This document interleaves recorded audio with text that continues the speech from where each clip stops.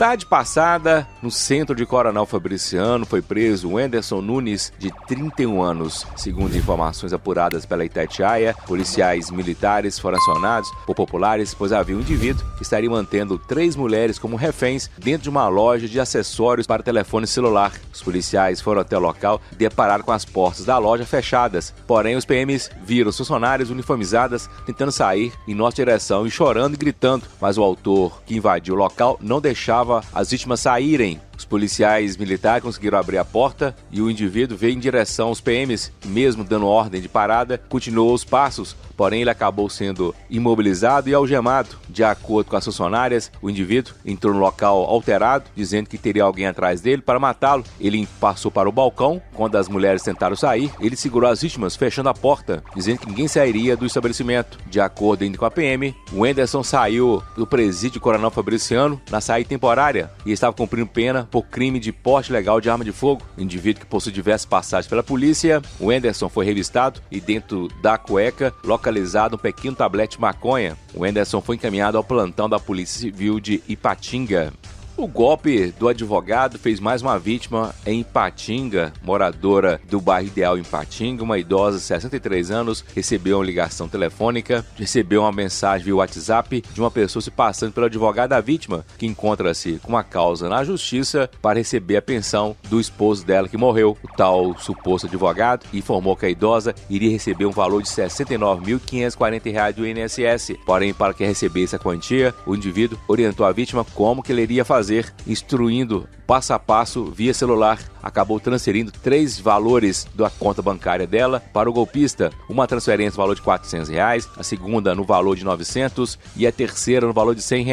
A vítima só se deu conta do golpe quando, após desconfiar que o autor pedia mais valores via Pix da conta bancária desta vítima, ela procurou a Polícia Militar e registrou a ocorrência. Furto registrado na rua Uruguaiana, no bairro Caravelas, Ipatinga. Fato registrado na madrugada de ontem. A vítima, uma comerciante de 38 anos. Ela contou à Polícia Militar que saiu para trabalhar e, quando chegou na sua loja, deparou com o cadeado do estabelecimento e a porta de vidro forçada. Os bandidos conseguiram ter acesso por uma fresta da porta e furtaram de uma arara diversas peças de roupas, entre 40 a 50 peças que estavam no mostruário, no valor de cerca de R$ 200 cada uma. As câmeras de segurança não conseguiram filmar a ação dos autores, que agiram por volta das 3h40 da madrugada de ontem. Os policiais apuraram que havia uma mulher vendendo peças de roupas, porém essa suspeita, que estava nas proximidades dos motéis no bairro Jardim Panorama, não foi localizada. Noite passada, uma denúncia anônima via DDU, disse denúncia unificado, indicando um tráfico de drogas na rua Saigon, no Morro São Francisco, região do bairro Betânia, em Ipatinga. O denunciado é o Félix Henrique Mendes, de 27 anos, velho conhecido da área policial e poderia estar ligado a alguns crimes violentos contra a vida nos aglomerados do bairro Betânia. Os policiais militares do Tático Móvel foram ao local verificar a denúncia. Quando aproximaram da residência, avistaram o Félix próximo ao local e, ao perceber a chegada da PM, caminhou em direção a uma motocicleta que estava parada nas proximidades. Ele se preparava para sair, porém foi abordado. Durante as buscas, durante a verificação em Félix, apurou-se que ele estava de liberdade condicional, tendo que recolher à sua residência por volta das 8 horas da noite. Porém, os PMs verificaram que ele estava com mandado de prisão, o que foi cumprido pelos PMs. Ao verificar sobre a denúncia de tráfico, Félix negou qualquer participação no crime. Porém, durante a revista na casa do suspeito, os policiais encontraram sob uma cômoda um pacote plástico contendo uma porção de crack, uma lâmina de barbear com resíduos da mesma droga, que é utilizada para cortar o entorpecente para ser vendido.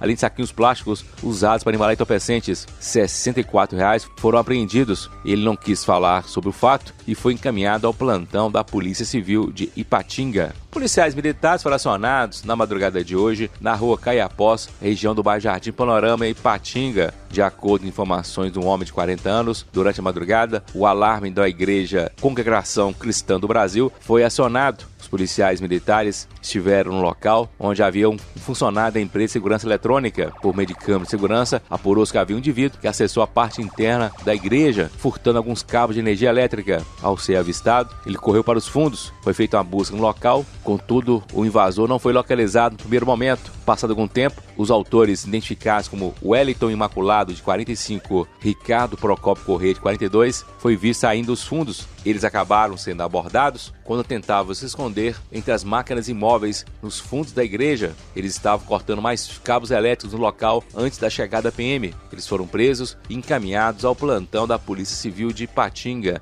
Uma faca artesanal utilizada para cortar os cabos elétricos foi apreendido. Os indivíduos, que são moradores de rua, foram apresentados ao plantão da Polícia Civil de Ipatinga.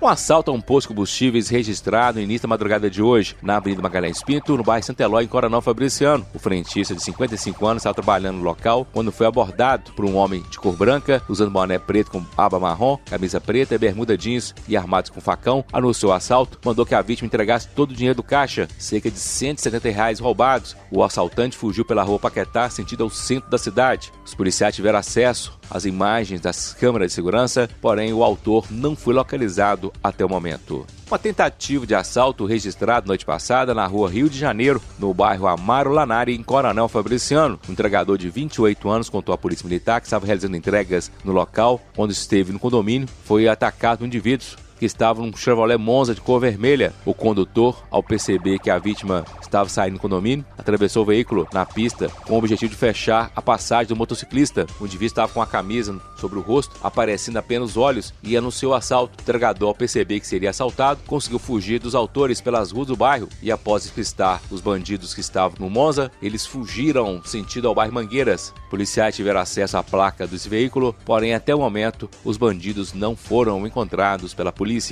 Noite passada, em Coronel Fabriciano, na Avenida Geraldo Inácio, Distrito Melo Viana, em Coronel Fabriciano, na Avenida do Distrito Melo Viana, uma jovem de 26 anos foi assaltada. Ela contou que estava trabalhando numa sorveteria quando chegou um assaltante com a camisa do Clube Atlético Mineiro, trajando calça caque, com uma faixa fluorescente, negro alto e com uma faca. Anunciou o assalto e mandou que a vítima entregasse todo o dinheiro do caixa. A funcionária, com medo, entregou cerca de R$200 para o marginal, que saiu correndo em direção à Praça da Bíblia. Ela não soube dizer se o autor estava de carro ou de moto. Durante o atendimento, a polícia militar teve acesso às imagens das câmeras de segurança que filmaram toda a ação do marginal. O mesmo bandido agiu em uma outra sorveteria da mesma rede, dessa vez na Avenida Magalhães Pinto, onde ele entrou no local com uma faca, anunciou o assalto e roubou cerca de R$150 desse estabelecimento. Os policiais saíram em rastreamento, mas ainda não conseguiram localizar o autor desses dois roubos praticados nas duas sorveterias da mesma empresa em Coronel Fabriciano. Policiais militares, noite passada, na Avenida Tranquedo Neves, no bairro Caladinho, em Coronel Fabriciano, abordaram um motociclista no Yamaha 105 de cor vermelha. Ao ser verificado o veículo, apurou-se que a moto havia queixa de furto, estava com a ignição estourada. Veículo que foi furtado na última terça-feira. Adilson José da Silva Júnior, de 24 anos, contou que havia pegado emprestada a motocicleta de um conhecido no bairro Bom Jardim. Ele foi encaminhado ao plantão da Polícia Civil de Ipatinga e a motocicleta removida ao pátio credenciado pelo Detran. Outra abordagem de veículo, dessa vez na Tranquedo Neves, já no bairro Nova Tijuca, em Coronel Fabriciano, onde os PMs abordaram um Chevrolet Classic de cor branca. Ao verificado os dados desse veículo, junto ao sistema da PM, apurou-se que havia uma queixa de furto. Frederico Pereira, de 33 anos, alegou aos policiais militares que havia pego o carro com um indivíduo conhecido que iria fazer um reparo na pintura dele em sua oficina de lanternagem. Há registro do furto desse veículo na última terça-feira em Ipatinga. Frederico foi encaminhado ao plantão da Polícia Civil de Ipatinga por suspeita de receptação, já o carro removido ao pátio credenciado pelo Detran.